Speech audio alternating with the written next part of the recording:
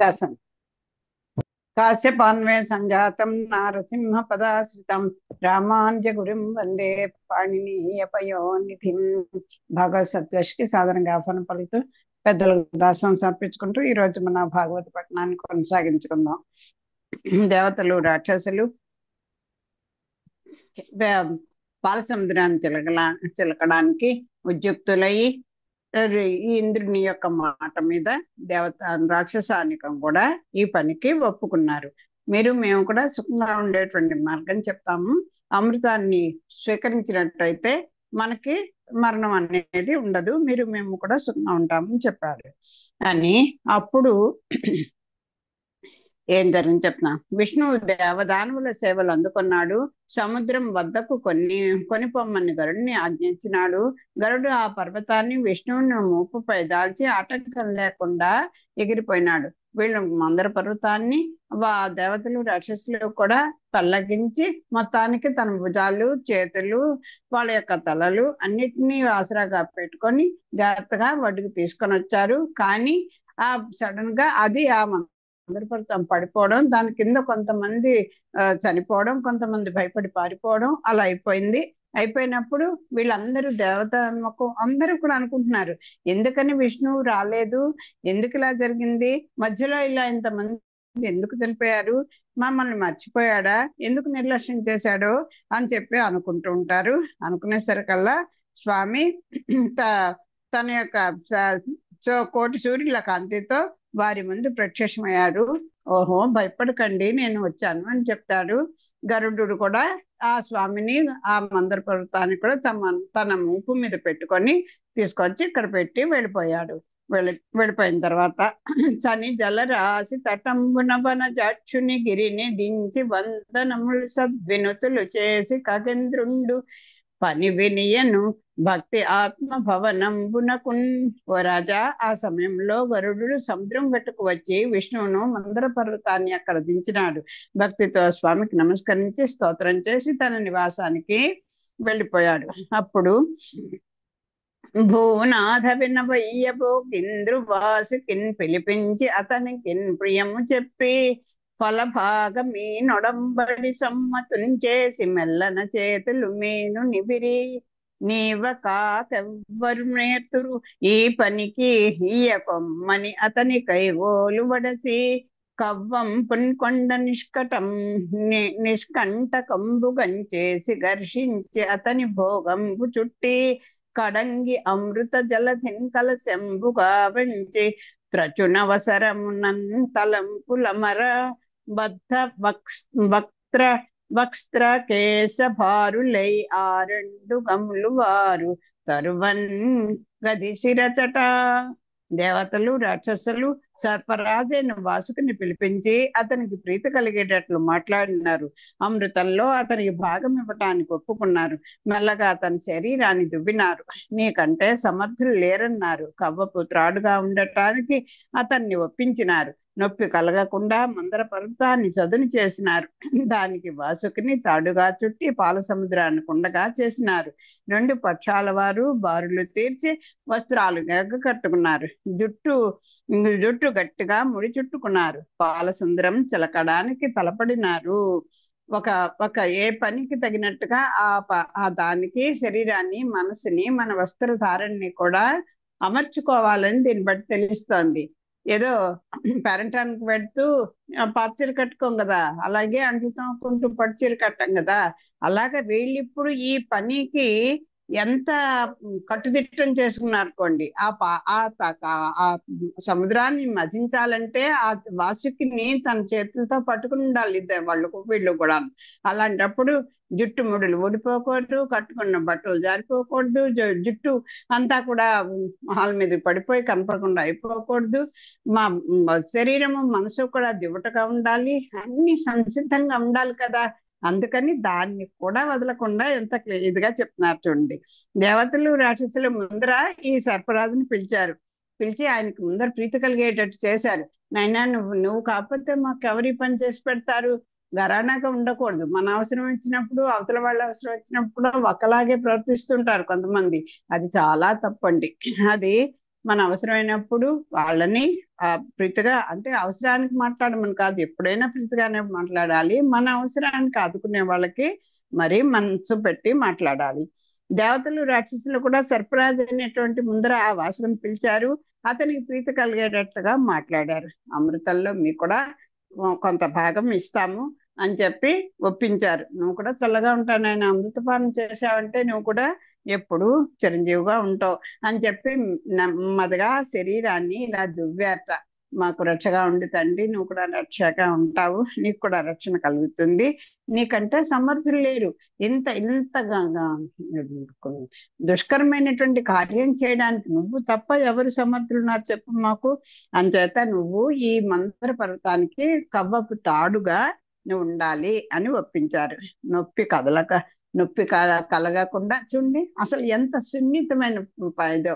ఎవరన్నా తీసుకొస్తున్నామంటే ఒక పనికి ఒక పెద్దలు వస్తుంటే ఏదో రకంగా అలా ఉంచేయడం, అలా చేయకుండా చూడండి ఆ దారిని శుభ్రం చేస్తాం, దాన్ని చక్కగా శుచి శుభ్రంగా ఉంచుతాం. పెద్దలు ఎవరైనా వస్తున్నారంటే ఇల్లు వాకళ్ళ దగ్గర నుంచి ఇదిగా చేస్తాం, చెత్తలు లేకుండా చేస్తాం. అలాగా ఇక్కడ కూడా చూడండి, ఆ మందర పర్వతాన్ని కవ్వంగా పెట్టుకున్నారు. తాడుని వాసుకిని తీసుకొచ్చారు తాడుని పెట్టుకోవడానికి చిలకడ ఆ మందర పర్వతానికి. మరి పర్వతం ఎలా ఉంటుంది, ఎత్తు పల్లాలు గాను గరుకు గాను చాలా పాకుడు పట్టేసి ఎలా ఉంటాయి.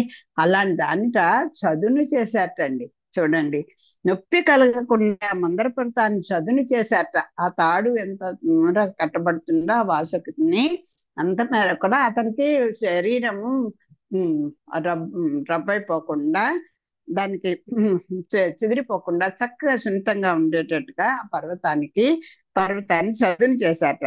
దానికి వాసుకుని తాడుగా చుట్టి పాల సముద్రాన్ని కొండగా చేసినారు. రెండు పక్షాల వారు బారులు తీర్చి వస్త్రాలు వేగా కట్టారు, జుట్టు గట్టిగా ముడి చుట్టుకున్నారు. పాల సంద్రం చిలకడానికి తలపడినాడు. సంద్రం అంటే సముద్రం, పాల సముద్రాన్ని చిలకడానికి ఇద్దరు కూడా రెండు పక్షాల వారు కూడా సిద్ధంగా ఉన్నారు.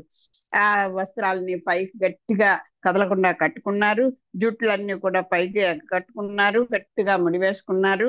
అప్పుడు ఇక్కడ పాల సముద్రమేమో ఒక్క పెరుగు కొండ అనుకుంటే, దాంట్లో మందర పర్వతం ఒక కవ్వం అనుకుంటే, వాసుకి ఇప్పుడు తాడుగా సిద్ధమైంది చిలకడానికి. ఆ తాడు ఒకళ్ళే రెండు తాళ్ళు పట్టుకోవాలా, రెండు తాళ్ళు ఉండాలి కదా, అటు ఇటు ముడి వేసినప్పుడు మొదలు చివర కూడా అటు ఇటు పట్టుకోవడానికి చిలకడానికి వీలుగా ఉండాలి కదా. అలాగా రెడీగా పెట్టుకున్నారు వాళ్ళు, వీళ్ళు కూడా సిద్ధంగా ఉన్నారు. తదనంతరంబా హరియును దేవానీకము ఉరగేంద్రుని తలలు పట్ట ఉద్యోగింపన్ హరి మాయా పరవశులై సుర విమ్మతులు కూడి పలుకంజొచ్చిరి కడిమిన్. ఎవరైనా పెద్దలు ఏదైనా ఒక పని చేస్తే వాళ్ళు ఏదో స్వార్థంతో చేశారు, వాళ్ళు ఇంకో పక్షంలో ఉన్నారు, ఇంకోళ్ళకి ఏదో మేలు చేయడం కోసం చేశారు అనుకుంటూ మనం తప్పుగా అర్థం చేసుకుంటే ఇక్కడ కూడా అదే జరుగుతోంది. చూడండి, హరియును దేవానీకము ఉరగేంద్రుని తలలు పట్ట ఉద్యోగింపన్ హరి మాయా పరవశులై సుర విమతులు కూడి పలుకంచొచ్చిరి కడిమిన్. ఆ సమయంలో విష్ణువు దేవతలు వాసుకి తలవైపు పట్టుకోవడానికి ప్రయత్నించినారు. విష్ణువు మాయ వల్ల రాక్షసులందరూ ఒళ్ళు తెలియని పట్టుదలలతో వాదులాటకు ప్రారంభించారు. వీళ్ళ యొక్క నీచ బుద్ధి, వీళ్ళ యొక్క ఆ ఆలోచన పరిధి ఎంత ఉంటుందో స్వామికి తెలుసు. అంచేత వాళ్ళు మనం ఇదిగో కృష్ణుడు కాళ్ళు పట్టుకున్నప్పుడు దుర్యోధనుడును ఆ ధర్మరాజు కూడా అర్జునుడు వచ్చినప్పుడు నేనే ముందు వచ్చాను, నాకే నువ్వు ముందర నా కోరిక తీర్చాలని దుర్యోధనుడు పట్టుబడినట్టుగా ఆ రాక్షస స్వభావం ఇక్కడ కూడా కనబడుతుంది. చూడండి, అంటే అక్కడ రాక్షసుని కాదు, ఆ అసూయ అంటే మనకి ఏదో అవతల వాడికి మేలు చేస్తాడు అనుకుంటాడు కదా దుర్యోధనుడు, అదే అక్కడ జరిగింది. ఇక్కడ కూడా అదే ఇది కలుపుతోంది. స్వామి ఏం చేశాడు, ముందర తను దేవతలందరూ కూడా ఆ వాసు యొక్క తలని వీళ్ళు పట్టుకునేసరికల్లా ఇదిగో ఈయన అసలే దేవతల పక్షపాతి అంచేత వాళ్ళందరూ అటు పట్టుకున్నారు అని అనుకుంటూ ఆ బుద్ధి కూడా మనకి ఎందుకు పుడుతుంది, భగవంతుని యొక్క సంకల్పం చేతే మనకు అలాంటి వెర్రి బుద్ధులు పుడుతూ ఉంటాయి. వెంటనే ఆ విష్ణువు యొక్క మాయ వల్ల ఈ రాక్షసులందరికీ కూడా ఒక రకమైనటువంటి ఒక అసూయ భావం ఏర్పడిపోయింది. ఇంకా వాదులాటకి ప్రారంభించారు. స్వచ్ఛమైన పణంబు మీరలు చక్కం బట్టి మతింపంగాన్ పుచ్చమేటికి మాకు పట్టంగా పూరుషత్వము కలిగి మేమ అచ్చమైన బలాధ్యయనాన్వయంబులవారమై ఇచమింతు మే తుచ వృత్తికి నిండు మాకు ఫణాగ్రముల్ ఇండు మాకు ఫణాగ్రముల్ అని పలుకు తనుజులను చూచి, మీరు స్వచ్ఛమైన పడగలు పట్టుకొని చిలుకుతుంటే మేము తుచ్చమైన తోకను ఎందుకు పట్టుకోవాలి? ఇది మాకు చాలా అవమానం. మేము పౌరుషము, గొప్ప తపస్సు, చదువు, కులము, బలము కలవారము. ఈ నిత్యమైన పనికి మేము ఒప్పుకోము. మాకు పడగలు ఇవ్వండి, మీరే తోకపుచ్చుకొనండి అని రాక్షసులు పలికినారు. చూసారా ఎంత ఒక నీచ స్వభావం ఎలా ఉంటుందో. అది అది తక్కువ పని ఎక్కువ పని భగవంతుడు ఎందుకు పట్టుకున్నాడో, ఎందుకు మనకి పని ఇచ్చాడో అనేటువంటి ఒక ప్రేమ లేదు, భక్తి లేదు, విశ్వాసం లేదు, ఏమీ లేదు ఈ అజ్ఞులైన వారికి. అంతే కదా, మనం అలాంటి స్థితిలోనే ఉంటూ ఉంటాం. ఏమనుకుంటున్నా, స్వామి కూడా అనుకోలేదండి. యాచకృతికి వెళ్ళిపోయాడు, మరి సారథిగా వెళ్ళిపోయాడు. ఆ గొల్ల కులాలలో వాళ్ళు ఈయన తేడా ఏమిటో తెలియకుండా ప్రవర్తించాడు. అంతలా స్వామి దిగజారిపోయి వస్తుంటే మన రాక్షస స్వభావం, మనము రాక్షసులమే, వేరే ఆ జాతి వేరే లేదు, మనలోనే ఉన్నారు రకరకాలుగా ఆ రాక్షసులు. అందరం రాక్షసు ఉంటుంది కానీ బుద్ధి చెప్తూ ఉంటుంది. కానీ మన ఆ భగవత్ సంకల్పం, మన పూర్వజన్మ పాపం వల్ల మనం దాంట్లోకి అటే ఆలోచిస్తాం. వీళ్ళు ఏమంటున్నారు చూడండి, స్వచ్ఛమైన ఫణంబు మీరలు చక్కని బట్టి మధింపంగాన్ పుచ్చమేటికి మాకు పట్టంగా. ఓహో, మీరు ఆ స్వచ్ఛమైన అసలు తలనే ఉంటుంది విషమంతా, తల నుండి విషము పనికిని వెలయంగా తోక నుండి ఉద్యకమునకు తల తోక ఎనకయుండును కలునకు నిలువెల్ల విషము అనేది ఇక్కడ కరెక్ట్ గా సరిపోతుంది కదా. వీళ్ళు అనుకుంటున్నారు కిరీటం గొప్పదా పాదాలు గొప్పదా అంటే, అది తెలిసిన వాళ్ళకి పాదాలు గొప్ప అని తెలుస్తుంది. ఆశ్రయింపదగింది చెరదగింది పాదాలు అయితే, దాన్ని కాకుండా అబ్బాయి కాళ్ళు పట్టుకుంటావా, మరి కాళ్ళు పట్టుకుంటావా అని చెప్పి దాసోహాలే మానేశాం కదా. కళ్ళు ఎగరేయడం, ఒక చేత్తో అనడం, ఊడ్మని చెప్పడం, లేకపోతే అసలు చూడనట్టు తప్పించుకుని వెళ్ళిపోవడం, ఇవన్నీ ఎందుకని? అది తక్కువ తనువు అనేటువంటి భావం మనలో కలగడం చేత. ఇప్పుడు వీళ్ళు కూడా అలాగంటున్నారు, స్వచ్ఛమైన ఫణంబు మీరలు చక్కని బట్టి మధింపంగాన్ పుచ్చమేటికి మేము పట్టంగా. ఏమిటి, మీరు హాయిగా అంత గొప్పదైనటువంటి స్వచ్ఛమైనటువంటి ఆ శేషుని యొక్క పడగలన్నీ కూడా మీరు చక్కగా పట్టుకొని మధిస్తూ ఉంటే, పుచ్చము అంటే తోక, ఏంటి మేము ఈ పుచ్చాన్ని మేము ఏమిటి తోక పట్టుకోవాలా? మేము పౌరుషత్వంబు కలిగి మేము అచ్చమైన తప బల అధ్యయన అన్వయంబులు వారమై ఇచ్చమింతుమే తుచ్చ వృత్తికి. మేమేమన్నా మీకు ఏం తీసిపోయామా? మేము మాత్రం తపస్సు, బలము, చదువు, కులము, బలము, పౌరుషము అన్ని మాకు ఉన్నాయి కదా, మీరెందుకు మాకు ఈ పని కప్పు చెప్తున్నారు అని అడుగుతున్నారు. ఇలా అంటే ఆ గర్వం చూడండి. బాగా మంచి కులాన్ని బట్టి, కులాల్లో ఉన్నామని, బలం ఉన్నామని, అలాగే ధనవంతులమని, అదే అభిజాత్యం మంచి కులంలో పుట్టామని, ఎన్నో రకాలైనటువంటి మనకి గర్వాలు వస్తూ ఉంటాయి. స్వామికి మాత్రం అదేం ఉండదండి. అసలు ఆయనతో సమానుడు కానీ, ఆయన కంటే గొప్పవాడు కానీ ఎవరూ లేరు. కానీ ఆయన ఎప్పుడు తను తక్కువ వాడుగానే ఎంచుకుంటుంటాడు. అదే మనకి రక్ష అని తెలుసుకోవాలి. మనం అలా ఉంటేనే మనకి రక్ష.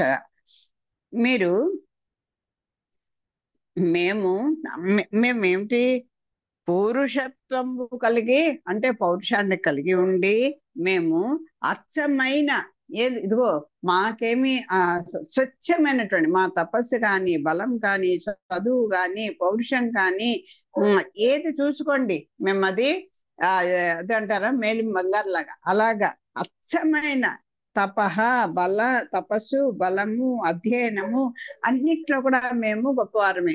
రావణాసురుడు కూడా అంతటి వాడే, రాముడి కంటే ఇలాంటి విషయాల్లో అంతకన్నా చాలా గొప్పవాడే. కానీ ఒక్క కామ ప్రవృత్తి అనేది అతన్ని నాశనం చేసింది కదా. అలాగా వీళ్ళకు కూడా అన్నిట్లో గొప్పవాళ్ళం మేము. ఈ ఈ వారమై ఇచ్చమింతుమే ఈ తుచ్చ వృత్తికి ఇంత నీచమైనటువంటి వృత్తికి మేము ఇష్టపడతాం అనుకుంటున్నారా? ఇండు మాకు ఫణాగ్రములు ఇవ్వండి, మాకు ఆ శేషుని యొక్క పడగల భాగాన్ని, ఫణాగ్రాలన్నిటిని కూడా ఇండు మాకు ఇవ్వండి అని పట్టుపట్టారు. విస్మయమున్ ఒకసారి చదువుకున్నా. స్వచ్ఛమైన పణంబు మీరల చక్కన్ బట్టి మధింపంగాన్ పుచ్చమేటికి మాకున్ పట్టంగా పూరుషత్వము గల్గి మేమచ్చమైన తపోబలాధ్యయనాన్వయంబుల వారమై సమింతు మే తుచ్చ వృత్తికి ఇండు మాకు ఫణాగ్రముల్ అని పలుకు ధనుజులను చూచి, మీరు స్వచ్ఛమైన పడగలు పట్టుకొని చిలుకుతుంటే మేము తుచ్చమైన తోకని ఎందుకు పట్టుకోవాలి? ఇది మాకు చాలా అవమానం. మేము పౌరుషము, గొప్ప తపస్సు, చదువు, కులము, బలము కలవారము. ఈ నీచమైన పనికి మేము ఒప్పుకోము. మాకు పడగలు ఇవ్వండి, మీరే తోక పుచ్చుకొనండి అని రాక్షసులు పలికినారు. విస్మయమున్ పొంది దానవ ఘుస్మరుండు అహి పణము విడువ గై కొని అసురుల్ విస్మితముఖులై ఆర్చిరి అవిస్మితము గన్ కొనిరి సురలు నీకన్ వీకన్ తోకన్. విస్మయము పొంది విష్ణుట ఆయనకి ఎప్పుడు ఎలా ప్రవర్తించాలో ఆయనకి తెలుసు కదా. వీళ్ళు అడగడం ఆలస్యం, అందరూ ఆశ్చర్యపోయేట్టుగా సడన్ గా ఒక్కసారిగా వాసుకి యొక్క పడగని విడిచిపెట్టేశాట స్వామి. విస్మయమును పొంది దానవ భుస్మరుండు అహి పణము విడువన్ విడిచిపెట్టేశారు. ఎవరు ఆయన? వీళ్ళకి రాక్షసులకి పక్కలో బలం లాంటి వాడు కదా స్వామి. ఆ వాసుక యొక్క ఫణాన్ని విడిచిపెట్టేశాడు. విడిచిపెడితే గైకొని అసురుల్ విస్మిత ముఖులై, వాళ్ళకి ఇంత ముఖమైపోయింది. అమ్మ, మనం కోరుకున్నది వచ్చేసింది అంతే. దుష్టుల యొక్క స్వభావం ఎలా ఉంటుందంటే, వాళ్ళు కోరుకున్నది వాళ్ళకి వచ్చేస్తే చాలు, ఇంకా అది మంచా చెడా అవతల వాళ్ళు దీనివల్ల మనం ఏదైనా బాధపడతామా, లేకపోతే అవతల వాళ్ళు మనకు మంచి చేస్తున్నారా ఏమి అసలు వివేక జ్ఞానమే లేనివాడే కదండి రాక్షస ప్రవృత్తిలో ఉండేవాడంటే. అది అంతే. వీళ్ళకి మనం అడిగాం, ఇచ్చేసాడు స్వామి అంతటి వాడు అనుకుని. చూసావా నా దక్కన ఇచ్చేసాడంటే ఎంత దుర్బుద్ధి అన్నాడో విష్ణువు అని అనుకుంటారు, అంతే కదా. విస్మిత ముఖులై ఆశ్చర్య, ఆ వెంటనే కేకలు వేస్తూ చాలా రాక్షసులు గర్వంతో కూడిన మొగాళ్ళతో కేకలు వేస్తూ పడగలు పట్టుకున్నారు. అవిస్మితము కొనిరే సురలు వీకన్ తోకన్. ఇంకా ఈ దేవతలు ఏమిటి? స్వామి నువ్వు ఎంతటి వాడివయ్యా, నీ లీలా మనుష చేష్టలు నీకే తెలియాలన్నట్టుగా వీళ్ళు చాలా వినయంగా, స్వామి వదిలేసినప్పుడు మనకేమిటి అన్నట్టుగా అతనికి విధేయులై వినయంగా తోకని పట్టుకున్నట దేవతానికమంతా కూడా. ఇట్లు సమాకర్షణ స్థాన భాగ నిర్ణయంబులు ఏర్పరచుకొని దేవతలు పుచ్చంబును పూర్వ దేవతలు ఫణంబులను బట్టి పయోరాశి మధ్యంబునన్ పర్వతంబు పెట్టి పరమాయత్త చిత్తులై అమృతార్థంబు త్రచ్చుచున్న సమయంబున పై విధంగా ఏర్పాటు చేసుకొని సముద్రం నడుమ మందర పర్వతాన్ని నుంచి అమృతం కోసం గట్టి నిర్ణయంతో వాసికి తోకన దేవతలు పడగలను రాక్షసులు పట్టుకొని చిలుకుతున్నారు. పూర్వ దేవతలు అంటే రాక్షసులు. వీళ్ళు ఈ విధంగా దేవతలందరూ కూడా తోకల్ని, రాక్షసులందరూ కూడా ఆ వాసుకు యొక్క పడగల్ని పట్టుకున్నారు. తలనేమో రాక్షసులు పట్టుకున్నారు, తోకనేమో దేవతలు పట్టుకున్నారు. ఆ పాల సముద్రంలోకి ఈ మందర పర్వతాన్ని ఉంచారు. అమృతం కోసం గట్టి నిర్ణయంతో ఇద్దరు కూడా ఇరుపక్షాల వారు కూడా ఈ పట్టుకొని చిలకడానికి ప్రారంభించారు, చిలుకుతున్నారు పాల సముద్రాన్ని. విడు విడుండని పని పలు కంగన్ కడు భరమున మొదలన్ కుదురు గలుగమిన్ వడంగ ఏ బుడరవమున అఖిలము వడ వడ వడకంగన్ మహాద్రివనది మునింగెన్. చూడండి, ఆ సమయంలో వాసుకి వదలండి వదలండి అన్నాడు. కొండ అడుగున కుదురు లేనందున వల్ల ఆ పర్వతం మిక్కిలి బరువై సముద్రంలో బుడబుడమని మునిగింది. దేవరాక్షస సమూహం గడగడా వణికింది. ఆ పాల సముద్రంలోకి ఆ మందర పర్వతాన్ని అయితే పెట్టేశారు. వాసుకిని తాడుగా చేసుకున్నారు, ఆ పర్వతాన్ని కవంగా చేసుకున్నారు. అంతా ఏర్పాటు అయిపోయింది. తల ఒక్కొక్కళ్ళు పట్టుకున్నారు, చిలకడం మొదలు పెట్టారు. కానీ అడుగున్నటువంటి ఆ మందర పర్వతం బేస్ గొప్పదైనటువంటి పర్వతం కదండి. అదేమైంది, అది నిలదొక్కుకోవాలి కదా, ఆ పాల సముద్రంలో కదలకుండా ఉండగలగాలి కదా. అంచేత ఆ కుదురులేనందువల్ల ఆ పర్వతంట మిక్కిలి బరువైపోయింది, సముద్రంలో బుడబుడమని మునిగిపోతోంది. దాంతో అలా వాసుకి ఆగండి ఆగండి, మీరు చిలకడ ఆపండి ఆపండి అని చెప్పి గోల పెట్టాట. అప్పుడు ఈ దేవతలు రాక్షసులు కూడా గడగడ వణికిపోయాట. అయ్యో పడిపోతుంది పడిపోతుంది, ఏం చేయాలి ఏం చేయాలి. వాసుకు పక్కన గోల పెడుతున్నాడు, వదలండి వదలండి, మీరు అప్పుడే చిలకకండి అని చెప్తున్నాడు. ఆ పర్వతం అటు ఇటు ఊగిపోతోంది, దానికి నిలకడ లేదు. అడుగున ఏమి గట్టి స్థానం, అది నిలదొక్కునేటువంటి స్థానం అక్కడ లేకుండా ఉంది, బరువు ఎక్కువైపోయింది.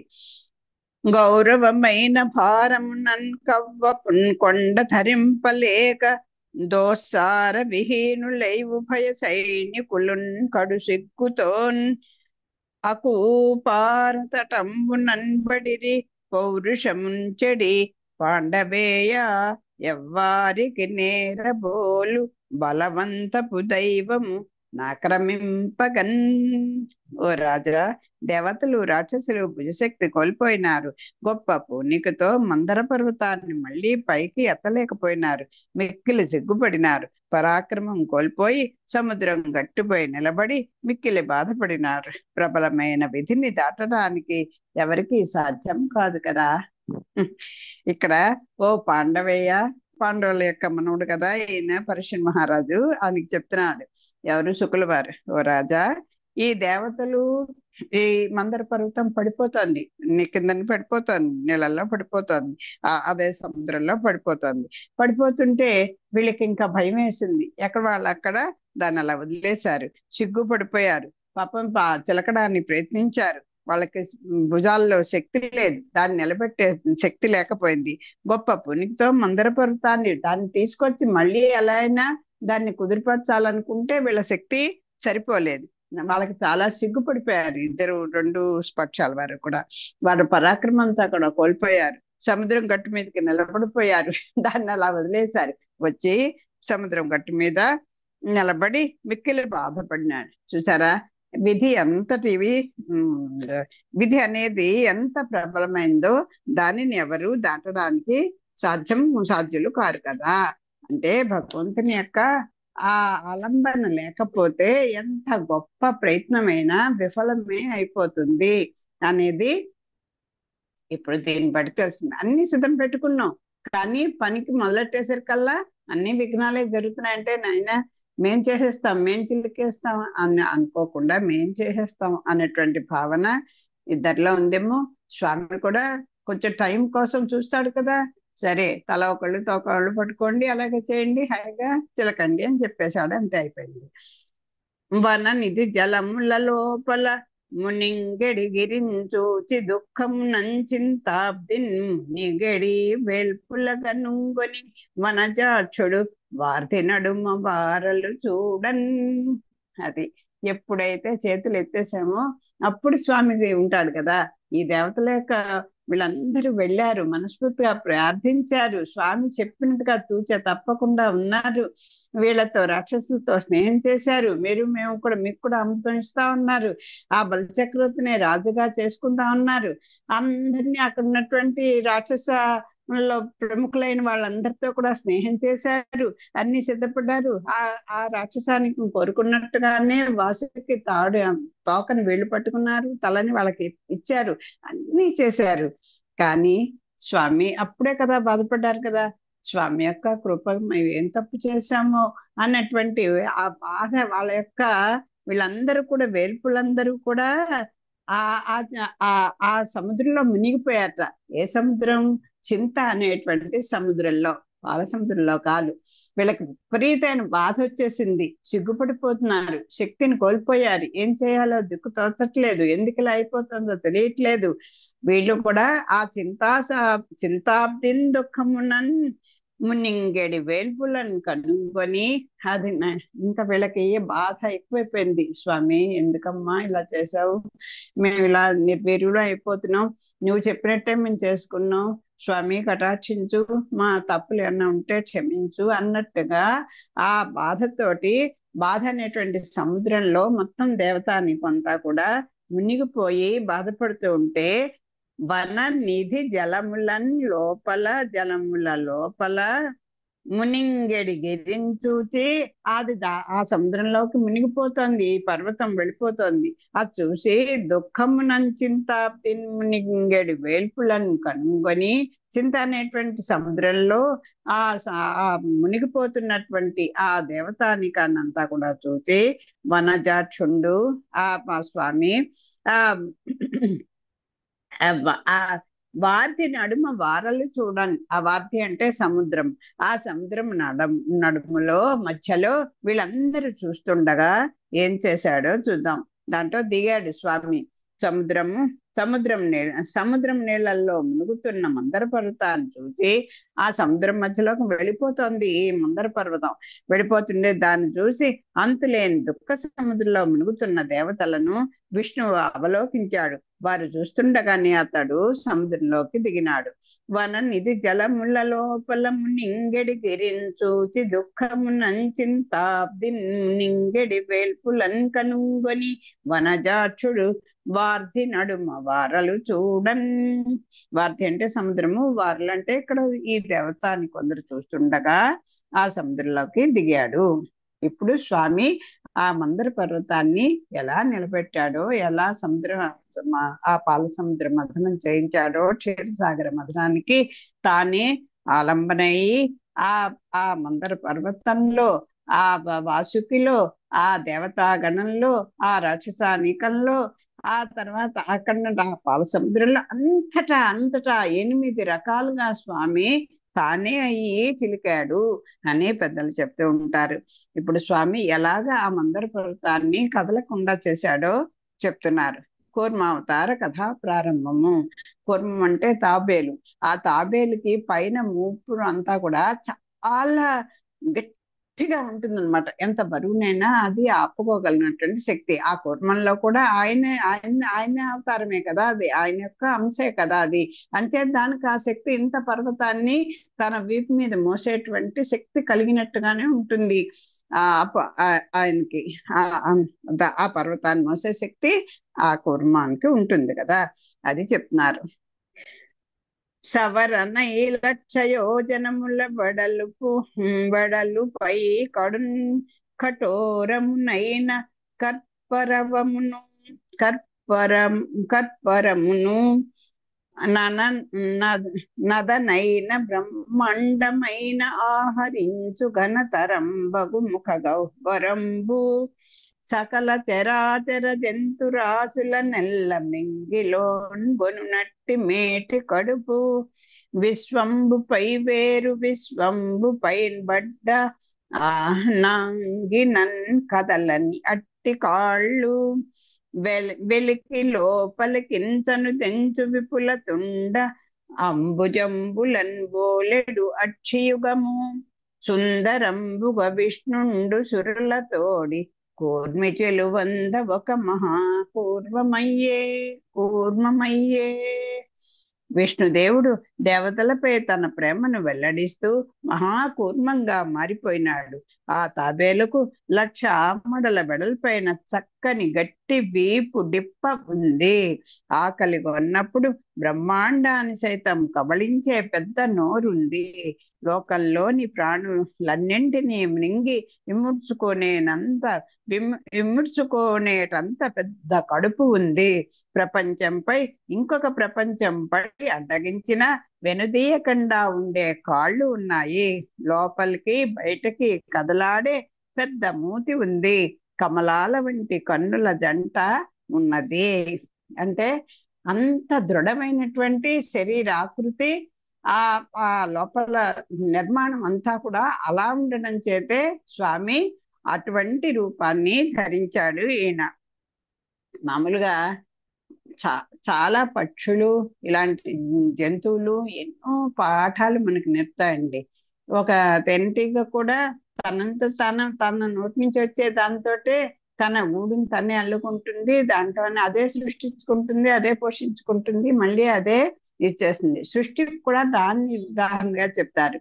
అలాగే మన ఇంద్రియాలని మనం కంట్రోల్లో పెట్టుకొని అవసరమైనప్పుడు మనని మనం తగ్గించుకోవడానికి నేర్చుకోవడానికి ఒక తాబేళ్ళని ఉదాహరణగా చెప్తారు. ఎవరన్నా శత్రువు వచ్చినాడు అంటే హాయిగా భూమి మీద నడవగలదు, నీళ్ళల్లోనూ ఉండగలదు. తాబేలు తన చేతుల్ని అన్నిటిని కూడా హాయిగా విస్తరింప చేసుకొని స్వేచ్ఛగా తిరుగుతుంటుంది. ఏదైనా ఒక్క పిసర్ తనకి ప్రమాదం వాటిల్లుతుంది అనేసరికల్లా తన ఇంద్రియాలన్నిటిని కూడా లోపల అసలు ఉన్నాయా లేవులా అన్నట్టు కనపడకుండా దాచేసుకుంటుంది. మనకి అది పాఠం నేర్పుతోంది. ఎప్పుడైనా సరే నీ సకల ఇంద్రియాలతోటి, కళ్ళతోటి, చేతులతోటి ఇష్టం వచ్చినట్టుగా పేట్రేకపోతాం మనమైతే. ఎవరన్నా మనకి అవతల వాళ్ళు కొంచెం మన మీదకి అన్యాయం కావచ్చు, న్యాయం కావచ్చు, అనుకోకుండా అవ్వచ్చు, ఏదైనా అవ్వచ్చు. అలాంటి ఇది వచ్చినప్పుడు నిన్ను నువ్వు సంభాళించుకో, నిన్ను నువ్వు కంట్రోల్ చేసుకో. నువ్వు కనుమరుగుగా ఉండు. అంటే మనిషి పారిపోమని కాదు, నువ్వు వేటిని బయటకి వ్యక్తం చేయకు, కాస్త సంయమనం పాటించు అని నేర్పుతుంది మనకి. అలాంటి నిర్మాణం కలిగింది తాబేలు. ఎలా ఉందిట? సవరణై 1,00,000 యోజనముల వడలుపై కఠోరమునైన కర్పరమును. అండ్ కర్పరము అంటే ఇది తాబేలు కూర్మం అన్నమాట. ఈ విష్ణుదేవుడు దేవతలపై తన ప్రేమను వెల్లడిస్తూ మహాకూర్మంగా మారిపోయాడు. ఆ తాబేలు 1,00,000 ఆమడల వెడల్పైన చక్కని గట్టి వీపు డిప్ప ఉందిట. దాని యొక్క పై భాగము 1,00,000 యోజనాల 1,00,000 ఆమడల వెడల్పు ఉందిట. ఆ వీపు ఆ పైన వీపు డిప్ప, మనం వీపు భాగం అంటాం కదా, అలాగా దాని పై భాగం అది.